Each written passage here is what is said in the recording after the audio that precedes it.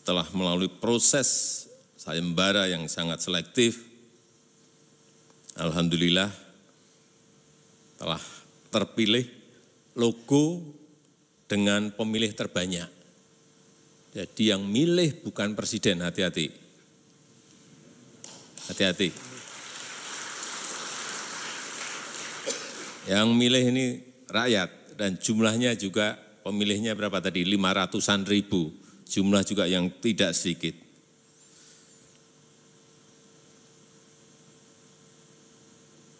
Logo yang terpilih bertema pohon hayat.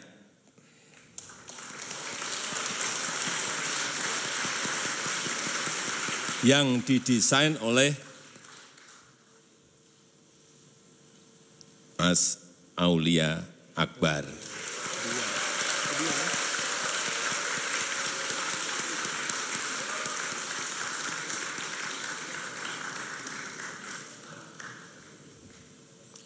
Ini pohon hayat ini adalah pohon kehidupan.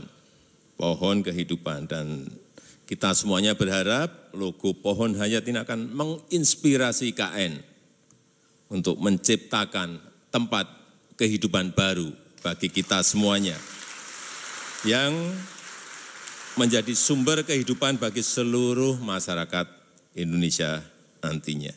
Dan dengan mengucap Bismillahirrahmanirrahim, pada sore hari ini saya luncurkan logo Ibu Kota Negara Nusantara. Terima kasih. Wassalamualaikum warahmatullahi wabarakatuh.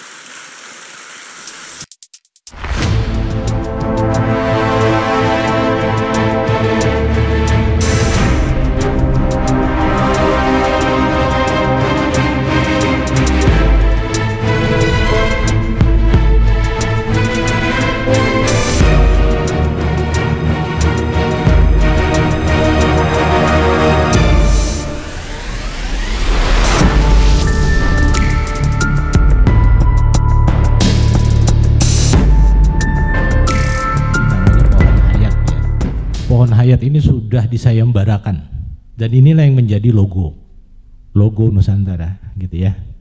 Itu dari logo ada makna, itu apa, di atasnya itu bunga ya, ada bunga itu jumlahnya 17, itu menunjukkan hari kemerdekaan kita 17. Kemudian itu kalau dibentuk trapesium begitu ya, itu seperti tameng itu pelindung ya kalau orang perang itu, tapi itu untuk suku asli Kalimantan, suku Dayak. Jadi bentuknya kayak tameng seperti itu. Nah di bawah itu akar, ini pohon kehidupan. Akarnya ada 5, itu melambangkan Pancasila gitu ya. Kemudian ada alur-alur tuh, yang bagian garis itu tengahnya ada putih, itu menunjukkan kemaritiman. Kita ini negara kepulauan gitu. Nah beliau ini direktur komunikasi dan informasi, perekonomian dan maritim. Cocok kan maritimnya itu. Makanya beliau yang diberi kepercayaan oleh pemerintah untuk keliling Indonesia mensosialisasikan tentang IKN. Ya ada 7 kepulauan ya, itu yang disebut dengan pohon hayat. Nah ini nanti teman-teman souvenir yang saya bagi semuanya ada logo ini gitu ya, dan itu edition limited edition ya. Nanti yang beruntung bisa dapat itu dipakai ya, bajunya dipakai, tumblernya dibawa. Oke, next. Saya mau ceritakan dulu tentang di mana Ibu Kota Nusantara itu ya. Ibu Kota Nusantara itu ada di Provinsi Kalimantan Timur ya, bersebelahan dengan Kota Balikpapan, berbatasan dengan Samarinda, Kabupaten Kutai Kartanegara, dan Panajam Pasir Utara. Kalau dari segi jarak, ya, IKN ini terletak di tengah-tengahnya Indonesia. Kalau mau buktiin gini, Manado ini di Sulawesi Utara, Makassar itu di Sulawesi Selatan. Terbang dari Balikpapan ke Makassar, waktu terbangnya itu 1 jam. Dari Balikpapan ke Manado, waktunya juga 1 jam. Tadi malam saya tiba di sini, jam 8 berangkat, jam 9 saya tiba. Artinya pas tengah-tengah. mau ke selatan, mau ke timur, mau ke utara, mau ke barat. Dari Sabang sampai Merauke, titik tengahnya itu di situ. Gitulah. Itu yang disebut dengan Indonesia sentris, ya. Gitu. Nah, ibu kota Nusantara ini luas sekali. Jadi kalau daratannya aja 252.000 hektar. Kota Manado ini kurang lebih 15.700 hektar ya, Pak Karo ya. Ya artinya kawasan Nusantara itu 16 sampai 17 kalinya Manado lah luasnya gitu ya. Luas daratan, bukan lautan, daratan. 16 atau 17 kali. Tetapi gitu ya. Tetapi tidak keseluruhannya itu akan dibangun dengan infrastruktur. Yang dibangun infrastrukturnya itu hanya 30%-nya saja. 70%-nya tetap hutan.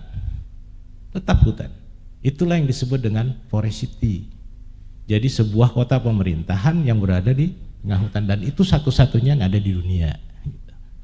Jadi sebuah peradaban baru dalam smart city in the forest city, dalam hutan. Tetapi 30% dari luasan IKN itu kira-kira luasnya kota Manado itu 7 kalinya.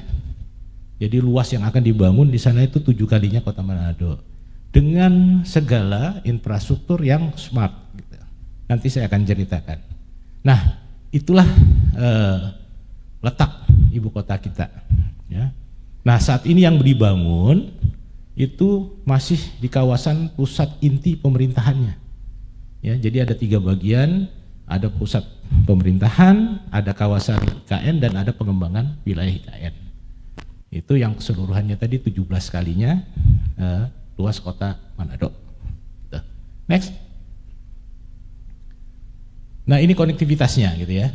Jadi kalau tadi saya cerita dari bandara, ya dari bandara dari Samratulangi kalau ke Balikpapan 1 jam. Nah, dari Balikpapan ke ibu kota Nusantara itu sekarang udah dibangun ya, jalan tolnya, nanti saya lihatkan gambarnya. Ya, itu nanti jarak tempuhnya hanya 30 sampai 40 menit. Gitu ya, dari Bandara Balikpapan ke IKN. Di IKN sendiri juga ada bandara. Hanya saja itu bandara VVIP. VVIP itu untuk ya kepentingan kepala negara, ya, untuk pertahanan, untuk tamu-tamu VIP. Ya, yang lainnya itu nanti lewat jalan tol, 30 menit, sebentar lah 30 menit, ya. Nanti saya lihatkan. Nah, ini berada di tengah-tengah ya. Ke Manado 1 jam, ke Makassar 1 jam, ke Jakarta 2 jam gitu ya. Jadi tidak ada penerbangan lebih dari 3 jam. Kalau terbang dari Jakarta ke Manado kurang lebih 3 jam masih. Pusat pemerintahan kan di sana. Nah, sekarang nanti pusat pemerintahan 1 jam aja dari Manado gitu. Dekat. Ya, sangat dekat. Itu yang disebut tidak lagi Jawa sentris, tidak lagi Jakarta sentris, tetapi sudah Indonesia sentris. Next. Ya. Saya menyampaikan secara umum saja bahwa ada 5 prinsip yang digunakan dalam membangun ibu kota ini. Yang pertama tadi green, saya sudah jelaskan 30% yang infrastruktur, 70% tetap hutan. Ya, jadi itu prinsip greennya. Yang kedua smart. Ya, smart itu nanti daya dukung teknologi, apakah artificial intelligence atau Internet of Things dan seterusnya ya. Tadi Ibu Septi sudah menjelaskan kesiapan untuk pembangunan smart city itu sudah dilakukan ya, BTS sudah pasang gitu ya, kabel optik dan sebagainya. Dan itu nanti adik-adik semua lah ya. Adik-adik semua yang akan mengisi pembangunan di sana, karena pembangunan itu tidak selesai di tahun 2024. Pembangunan ini dilakukan 5 tahap. Tahap pertama 2022-2024, lanjut lagi 2005-2009, dan seterusnya sampai tahun 2045. Barulah ekosistem keseluruhan itu jadi. Nanti saya akan jelaskan. Oke. Kalau inklusif itu semuanya terlibat gitu. Tadi Ibu nyampaikan, bukan hanya orang Kalimantan, no. Ya, di sana kalau sekarang yang ada di Nusantara itu udah dari Sabang sampai Merauke. Orang lokalnya ada, Orang dari Manado ada, dari Makassar ada, dari Sumatera mana aja ada, dari Jawa juga ada. Saya orang Kalimantan juga ada. Gitu. Jadi masyarakat juga begitu. Inklusif ya, semua terlibat. Tidak hanya penonton, mereka bergerak. Nanti saya jelaskan bagaimana pemberdayaan masyarakat yang ada di sana. Oke.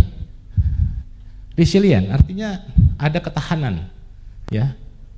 Sudah ada kajian kenapa diletakkan di situ. Pertama, daerah ini bebas gempa. Ketahanan pangannya juga sudah diperhitungkan. Ketahanan ekonominya juga demikian. Kenapa di tengah-tengah? Supaya bangkitan pertumbuhan ekonomi bisa menjangkau semua kawasan. Ya. Selama ini ya, kan kegiatan ekonomi itu banyaknya Jakarta, di Jawa gitu ya. Nah, jadi ketahanan ekonomi juga bagian daripada prinsip pembangunan itu. Dan tentu pembangunan ini berkelanjutan gitu ya, bukan berhenti di tahun 2024 dan bukan juga berhenti di tahun 2045, teruslah gitu ya. Ya mudah-mudahan kita masih panjang umur ya Bu Selvi ya, kami masih bisa melihat tahun 2045 itu nanti gimana itu kota itu gitu ya. Oke, next slide. Nah ini ya, ini tahapannya.